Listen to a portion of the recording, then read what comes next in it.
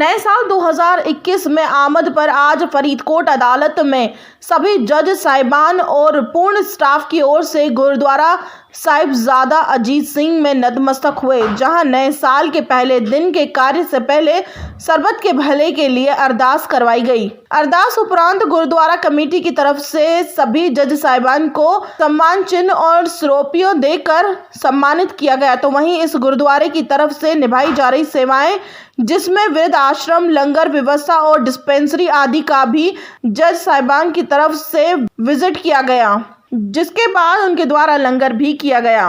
वहीं इस मौके पर सेशन जज जिला अदालत फरीदकोट जनाब सुमित मल्होत्रा ने कहा कि उनको यहां आकर बहुत खुशी महसूस हुई और गुरुद्वारा प्रबंधनों द्वारा इतनी सेवा निभाई जा रही और नए साल की आमद को लेकर हम सभी गुरु महाराज जी के चरणों में हाजिर होकर अरदास करने आए हैं।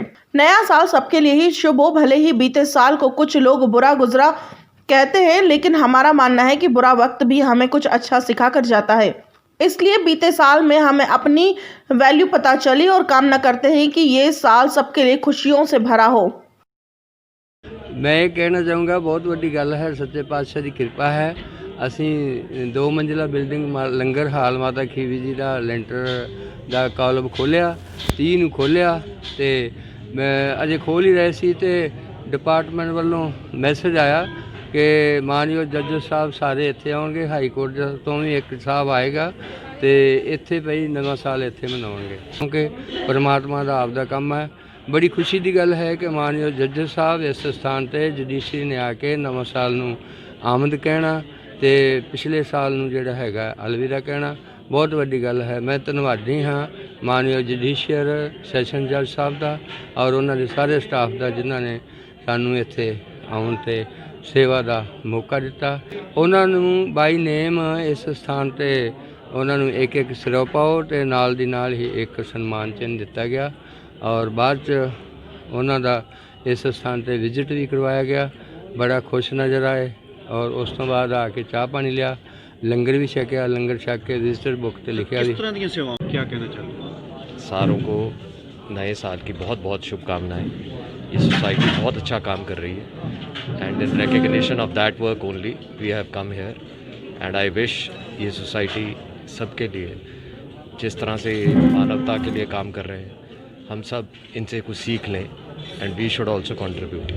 सर, जैसे 2020 माना गया कि बहुत हमारे लिए, सारे देश के, सारी दुनिया के लिए बहुत बुरा गुजरा है, तो क्या कामना करते हैं कि 2021 के लिए अच्छा? देखिए जी, मैं पहले तो ये मानता हूँ कि 2020 बुरा नहीं बीता, हमें बहुत कुछ सिखा के गया है, तो ये पॉजिटिव बात है। इस तरह का पैंडेमिक भी आना चाहिए, तभी हमें पता चलेगा कि हमारी वैल्यूज़ क्या हैं, हमारे कोर्स वो क्या हैं। ठीक है, किसी एक पर्टिकुलर साल को ऐसे कहना कि जी वो ख़राब रहा, ये मेरे को नहीं जचती ये बात, लेकिन इससे भी हमें एक सबक सीखना चाहिए।